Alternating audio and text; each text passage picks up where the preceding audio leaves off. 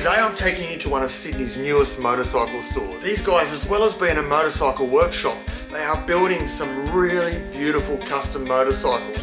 Not to mention, they are also selling the latest and greatest of electric motorcycles there, and in particular, an Italian electric superbike that's used in the MOTO E series. So I can't wait to show you this episode, guys. I will say though, this is an active workshop, so the audio in this video isn't ideal. There is a lot of workshop noise in the background, so please be patient. But let's go and see Zen Motorcycles.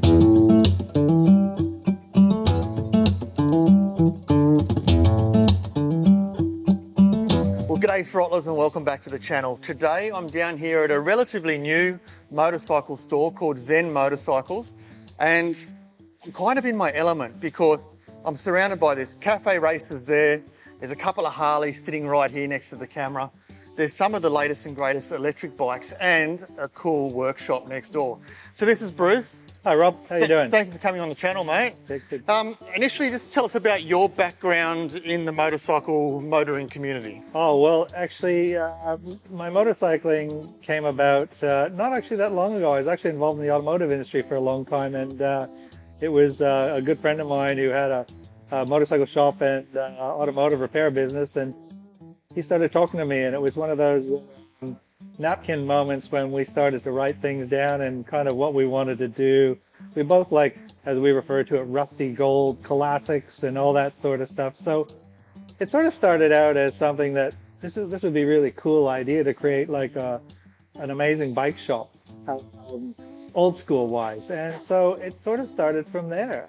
And, it just evolved from a napkin to what we have here now, which is what we think has turned out to be a really great space, which includes, as you mentioned, classic bikes, cafes, scramblers, and of course we got into the electric bikes because we can see that as being what is the future. Absolutely, there's no doubt the electric bikes are the future of where we're going. There's some resistant people coming into the electric scene, but there's a lot of people that are early adopters and getting involved really quick as well. Yeah, I agree with you. What we're seeing is there is a group that are, you need lots of noise, you need this, you need that, very old school. I accept that. That's not a problem.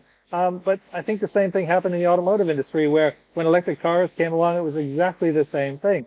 But it's an evolution, and how we see it. And it's funny because the people that are buying the electric bikes and that we're seeing are actually electric car owners, and actually of a slightly older demographic. They've realized that electric cars are amazing. What are electric bikes like? And they're getting the equal sort of feedback on that, going, electric bikes are amazing. And they are. And I think it's really hard for people to comment on them until you've ridden one. And there actually aren't that many around to ride at the moment. So give it a go and you'll see what it'll do. Yeah, I agree. I think I was the same until I rode a Zero a few years ago from a mate of mine, and I was converted from day one. And that was even when technology wasn't as great as it is today. As it was mentioned the other day, there was no engine braking then, and now all of that stuff can be dialed in and dialed up. 100%. And I've just jumped from, my audience will know, I've jumped from a Harley-Davidson Street Glide, love the Harley concept, completely love the sound. I'm on a BMW now, and gee, I'm loving the silence, or the relative silence in comparison. Yeah. And the electric beasts are the next best thing as well, taking it down. No more ringing ears anymore at the end of a long day riding. Look, I think one of the things with electrics that is quite amazing is you don't realize when you're riding a normal bike as such how much brain power goes into shifting, keeping the RPMs up, thinking about that sort of stuff. When you jump on an electric bike, I equate it to just like riding a bicycle when you were a kid. Yeah. The only thing you're thinking about is riding. Absolutely. And your brain frees up. It's an amazing, and it's a totally different experience. Yeah.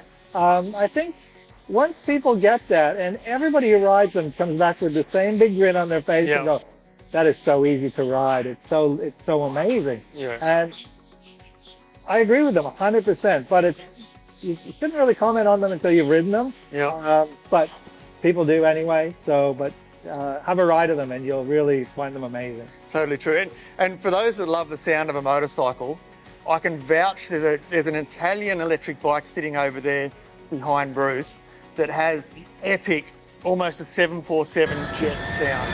So I'll overlay that right now, and potentially I might be able to ride it in the coming weeks as well to just tell you more about that bike, because it looks amazing. 100%, Rob, you can take it out, no worries at all. Fantastic.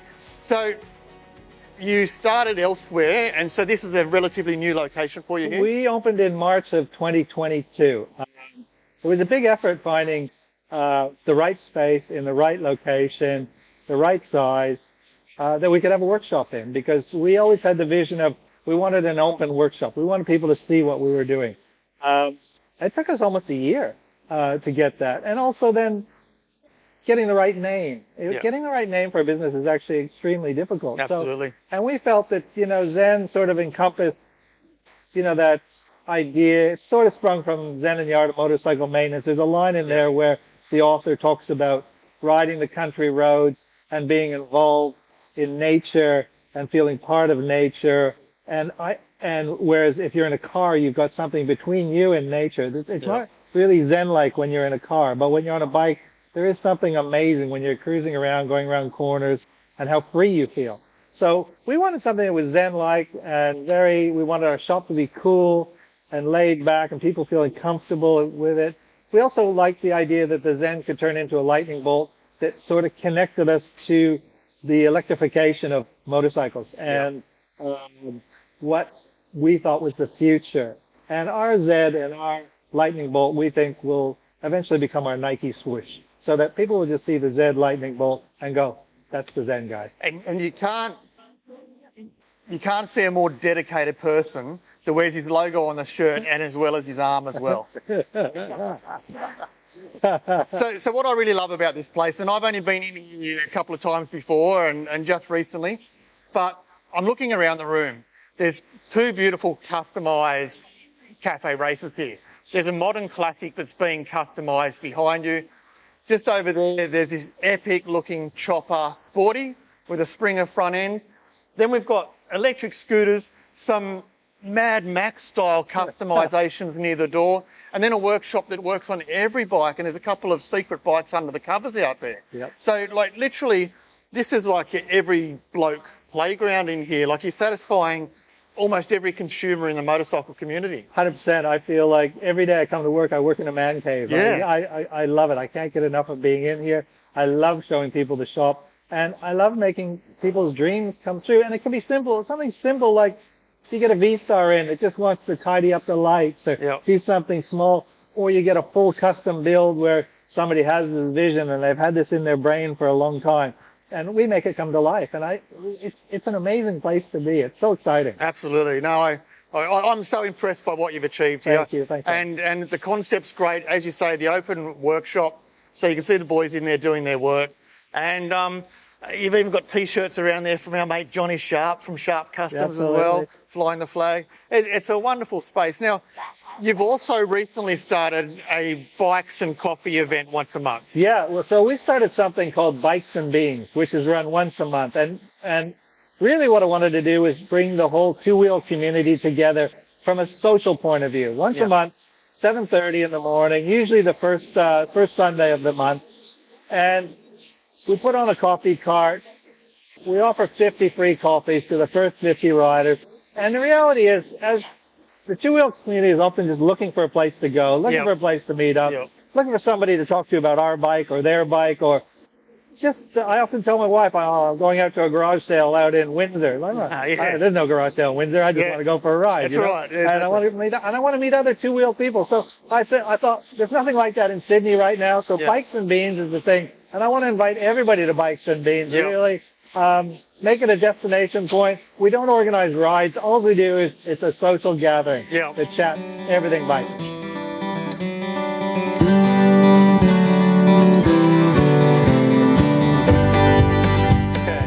Okay, Rob. This is actually one of my own personal projects that I've been building now for a little while. I had the vision.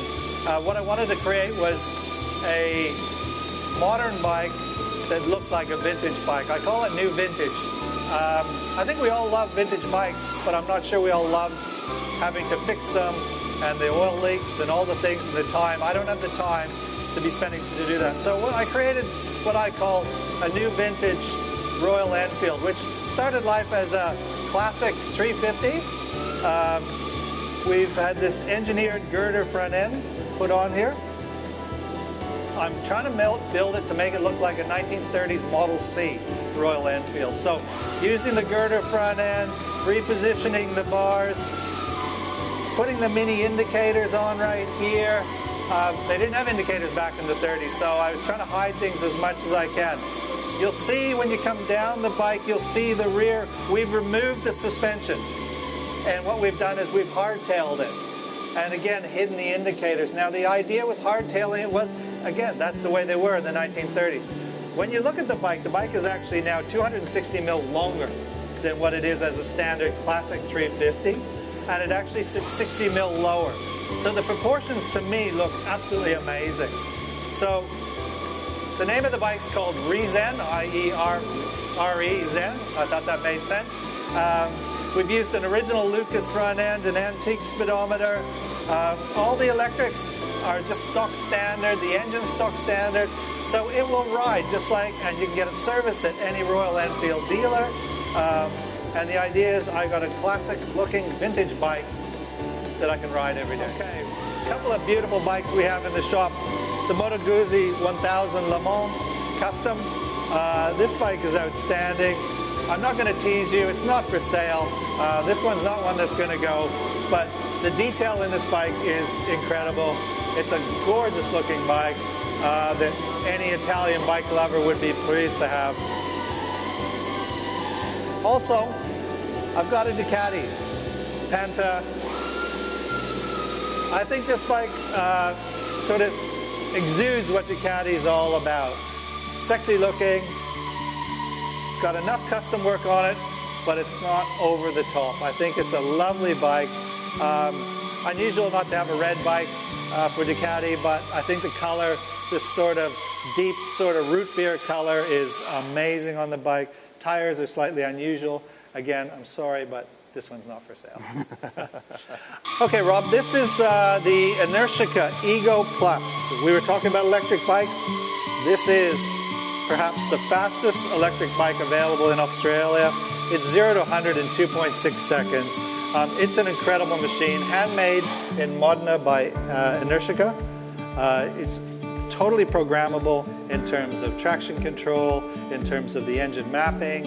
It's the base bike they used in the MOTO E series you'd see on television over in Europe. It looks like a race bike because it pretty much is a race bike. Absolute joy to drive. Exhilarating in terms of performance. Actually terrifying, to be honest with you. I find it amazing because it's all torque. As soon as you twist that throttle, you are gone. So come and have a look at it. It's amazing to see. This is really proud of this bike. This is a customer's bike which we built. It's actually a 2015 Sportster 1272. The customer came to us with the idea that he wanted to build a 70s chopper with lots of chrome on it. So starting with the 72 was very natural for us. A lot of things you've done, you have to look at this. The devil's in the detail in this one. You can see things like the chain conversion. Again, you can see things like the indicators. Using the tiny Kellerman indicators. We've changed every nut and bolt to chrome. We've hidden the wiring with into the bars. We've used mini buttons here. We've removed the speedometer. Put on the Jack and Jill seat with the sissy bar. Probably the most obvious thing you can see is the Springer front end, which I've got to say was a bit of a challenge getting an old school front end, Springer front end to work with a modern bike and keep the ABS functional. Fortunately, through trial and error, we were able to do that. I think the bikes turned out absolutely amazing. Again, indicators hidden right into the forks. You can hardly see them, but they're extremely bright. Amazing paint by Aaron Turner. That's actually gold leaf. The flames are gold leaf, and they look incredible. So the touches of brass and gold in the bike are set off by that deep purple metallic paint, and I think it's come up a treat. Our customer thinks it's amazing. It took a while. He was very patient. had a great budget, and we were able to build into the bike escape. I'm going to show you a couple of really wild bikes. This one is a KTM 690. We have a great relationship with a builder, a fabricator called Eddie from Machine 1867. And this is one of his creations. Now, some of you say, what is it?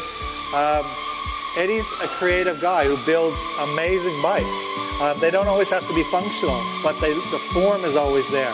And everybody who sits on them, looks at them, is always blown away by the detail. I mean, when you look at the way he's done the seat, I'd never seen that before, but it's a piece of art.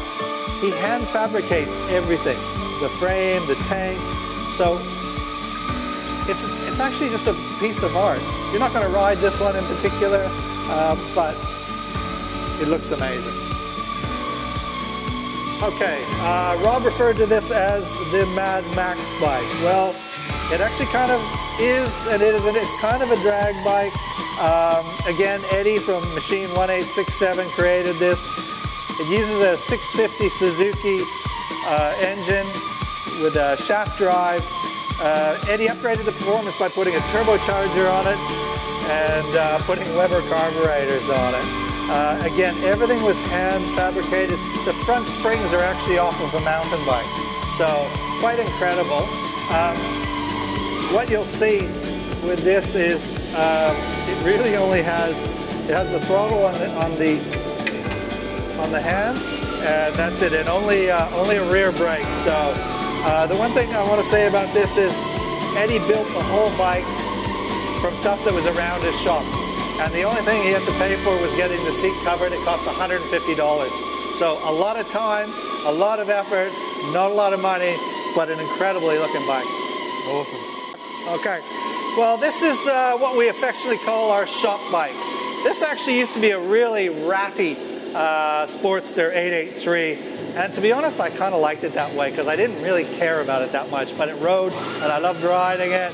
It was kind of cool that it was ratty, but then something happened. We ended up with the 72 tanks and fenders off of the build bike we did that I mentioned earlier. Once those went on, well, guess what? Things had to change. So the bike was disassembled, completely painted, the wiring was hidden, we put the Fox shocks on, Cafe C. I love this bike. It's kind of for sale, but kind of not for sale. You know, I just love it. I love riding it. I love the way it looks. I think it's perfect in the way the black and the gray and the silver all sort of meshes into one. I'm proud to ride this bike actually, and that's why it's only kind of for sale. I suppose one day I'm going to have to let it go, but for now, I don't know about that. Love it.